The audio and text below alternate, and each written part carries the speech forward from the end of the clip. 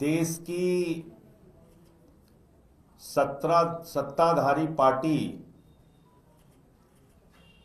जो अपने आप को दुनिया की सबसे बड़ी पार्टी कहती है, उनके बारे में दो बातें साबित हो चुकी हैं और ये अब हिंदुस्तान की जनता के मन में, दिल और दिमाग में बैठता जा रहा है कि दरअसल भारतीय जनता पार्टी भारतीय झूठा पार्टी बन गई है और भारतीय झगड़ा पार्टी बन गई है। इस पार्टी का मकसद है झूठ और झगड़ा।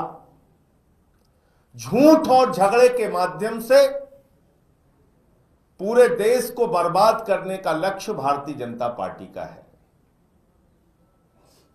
और उसी सिद्धांत को अपनाते हुए आज भारतीय झूठा पार्टी ने फिर से आप लोगों के साथ सामने एक नया झूठ प्रस्तुत किया, एक नया ड्रामा प्रस्तुत किया, जिसको आप लोगों ने बगैर वेरीफाई किए चलाने का काम किया। और क्यों किया गया ये?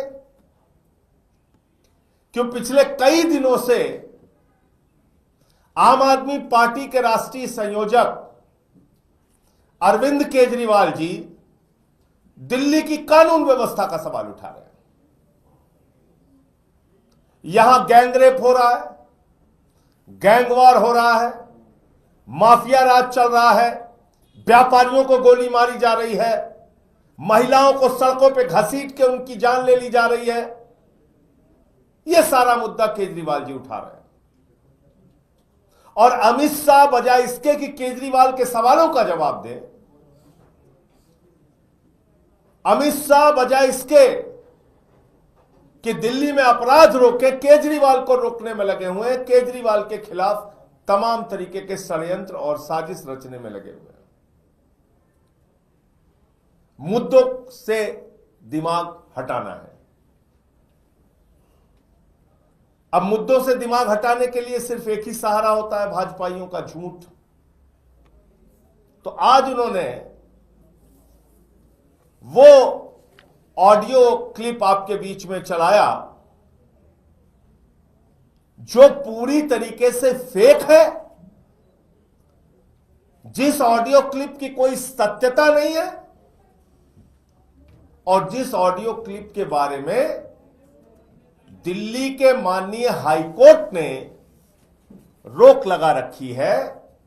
ऐसा एक audio clip Bharatiya Janata party का, फिर से मुझे कहना पड़ रहा है, भारतीय झूठा पार्टी का आईटी सेल का जो हेड है वो चला रहा है।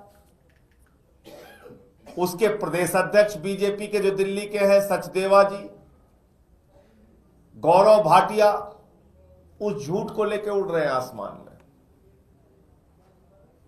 आसमान में उड़ रहे हैं, जिसके संबंध में हाई कोर्ट का निर्णय आ चुका है। ऐसे झूठ को लेकर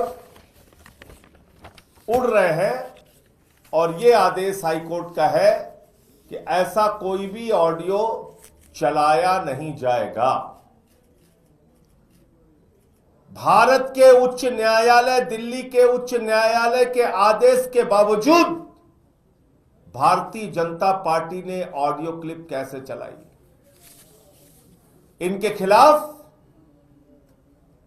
माननीय न्यायालय को एक्शन लेना चाहिए। 17 अगस्त 2023 को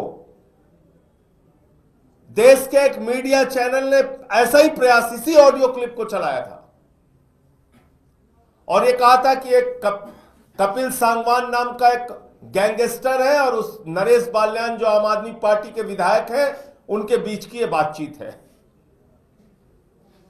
अब उसके बारे में दिल्ली की पुलिस कहती है, उसको रेड कॉर्नर नोटिस इशू हुआ है, कहती है हम कहां है ये व्यक्ति हमें पता नहीं। जो व्यक्ति दिल्ली की पुलिस को नहीं मिल रहा, जिसके खिलाफ रेड कॉर्नर नोटिस है, जो अमित शाह को नहीं मिल रहा, वो भाजपाइयों को कहां से मिल रहा है? या तो अमित शाह के घर में मुलाकात हुई होगी, उसने कहा होगा कि हां हमारी बातचीत है।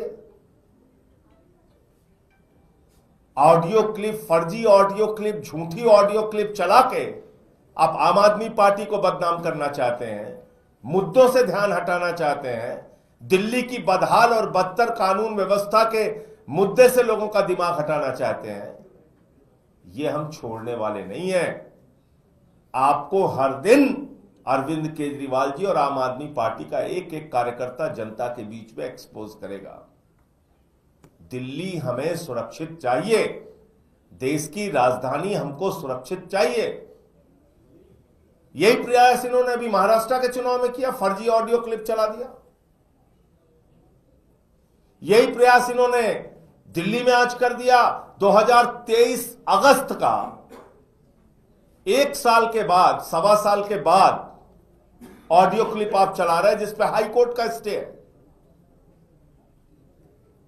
तो इसलिए जो भाजपाई उस ऑडियो क्लिप को चलाएगा उसके खिलाफ मानहानि का मुकदमा किया जाएगा, उसको न्यायालय के अंदर बुलाया जाएगा और किसी भी व्यक्ति को, विधायक हो या सामान्य व्यक्ति हो, उसको बदनाम करने का अधिकार नहीं है। और ये जो काम बीजेपी ने किया है आज, वो न्यायालयों के आदेश की अवहेलना है और साथ ही साथ उनकी पार्टी का जो नाम है भारतीय झूठा पार्टी, वो भारतीय झूठा पार्टी ने अपने आप को फिर साबित कर दिया कि दुनिया में सबसे ज्यादा झूठ फैलाने वाली और झूठ बोलने वाली पार्टी है भारतीय झूठा पार्टी, यानी कि गलती से उसका नाम भारतीय जनता पार्टी है। मुझे इतनी बात कहनी थी। आपका कोई प्रश्न हो आप पूछ सकते हैं। संजय जी, इसके अलावा एनआरसी का मुद्दा भी अब बीजेपी यहाँ पे उठाने लगी, कह रही बांग्लादेशी और रोहिंग्या यहाँ पर जो आ रहे हैं, फर्जी वोट आप तैयार कर रहे हैं उनका।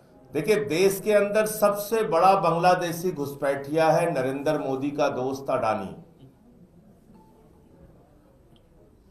उस अडानी को मोदी जी ने ठेका दिलवाया है बांग्लादेश में।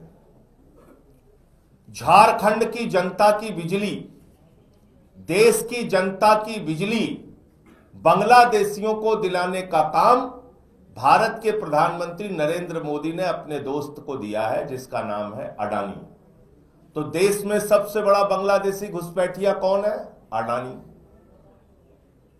पहले अडानी को बुलाओ, अडानी का धंधा बांग्लादेश में रुकवाओ। जितने मोदी के दोस्त बांग्लादेश में धंधा करते हैं पहले वो धंधा बंद करें, नंबर एक बात। नंबर दो बात, बांग्लादेश से सीमा किसकी लगती है? त्रिपुरा की, आसाम की, बंगाल की। सीमा की सुरक्षा किसके जिम्मे है? नरेंद्र मोदी और अमित शाह के जिम्मे है। 10 साल से सरकार किसकी है? मोदी जी और अमित शाह की है। ना तो ओबामा की सरकार हिंदुस्तान में है, ना ट्रंप की सरकार हिंदुस्तान में है। यहां तो यशस्वी प्रधानमंत्री, शक्तिशाली, बाहुबली, महामहिम हमारे भगवान आदरणीय नरेंद्र मोदी जी की सरकार है ना। तो बांग्लादेश का घुसपैठिया दिल्ली कैसे पहुंच गया? मोदी जी ने उसको त्रिपुरा में नहीं रोका, आसाम में नहीं रोका, मोदी जी ने उसको बंगाल में भी नहीं रोका। बताइए, वो बांग्लादेश का घुसपैठिया त्रिपुरा से निकला, आसाम से निकला, बंगाल से निकला, बिहार पार किया, झारखंड पार किया, उत्तर प्रदेश पार किया, सारे राज्यों को पार करता करता करता करता वो दिल्ली में आ गया। देखिए कितनी मजेदार बात है। और हमारा बेचारा भोला प्रधानमंत्री और उससे ज्यादा भोला हमारा गृह मंत्री ये कुछ कर नहीं पाया, इतना बेबस और लाचार है। तो इसलिए ये ड्रामेबाजी मत करो। तुम्हारा दोस्त इस देश का सबसे बड़ा बांग्लादेशी घुसपैठिया है जिसका नाम है अडानी।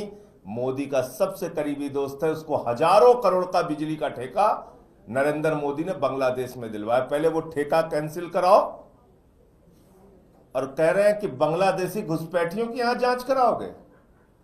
क्या बोल के आए भारत के प्रधानमंत्री 50 साल की आजादी पे? जब शेख हसीना बुलाया था नरेंद्र मोदी को, शेख हसीना ने किसी और नेता को नहीं बुलाया हिंदुस्तान के, उसने नरेंद्र मोदी को बुलाया।